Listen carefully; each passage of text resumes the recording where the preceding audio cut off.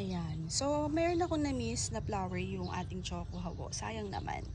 So, meron din akong na-pollinate or na-propagate na choco hawa.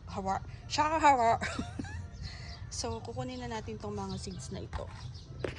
So, kakadilig ko lang kahapon. And, ang tagal kong di nagdilig sa kanila. Parang mga 2 days. 2 weeks.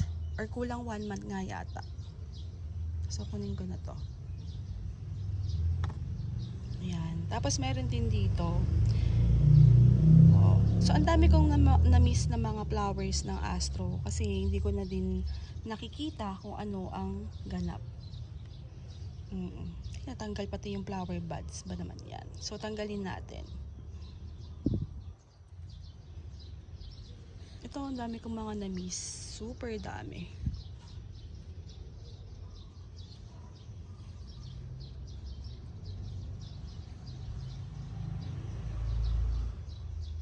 So, marami pa rin naman tutubo sa kanila. And, ayan. So, kasi lagi ito nakatakip. Kaya hindi ko na rin nakikita kung ano na nangyayari.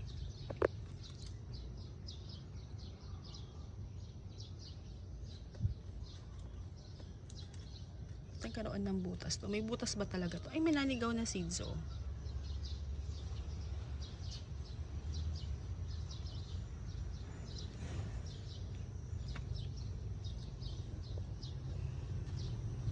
So, ang tagal mag-flower ng mga cristata.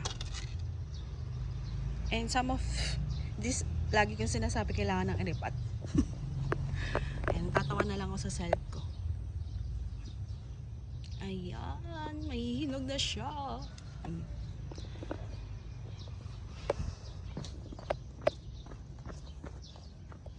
Tapos dito, ayan, puro flower lang sila. And, eto, natin kung ano, hindi pa rin siya pumuputok. Pero hinog na yan, pwede na yan. Gusto ko lang pumutok. Mas maganda kasi mag-harvest kapag putok na siya. So, mas ma-appreciate yung sinasabi ko kapag kayo na yung nag-harvest. Ayan. So, ganun pa rin. Wala pa rin tayong mapipitas na Gymnocalcium. Pero dito ako excited kay Black Widow. Ayan. So, yung iba kong succulent dito namatay. And, nakakasad din. Oo. Dito, ito, inopen ko to para daw ulanan sila. Oo, kasi hindi nga ako nakakapagdilig. Kaya, yun pala yung main point ko. Ba't ako hindi nagdidilig? Kasi, nauulanan naman sila. Pero kasi, yung tubig ulan, drying din sila. Lalo na kapag naarawan yung succulent. Yung succulent or cactus. Kaya maganda pa rin, magdidilig pa rin kayo ng tubig. So, yun lang ang ating update for today.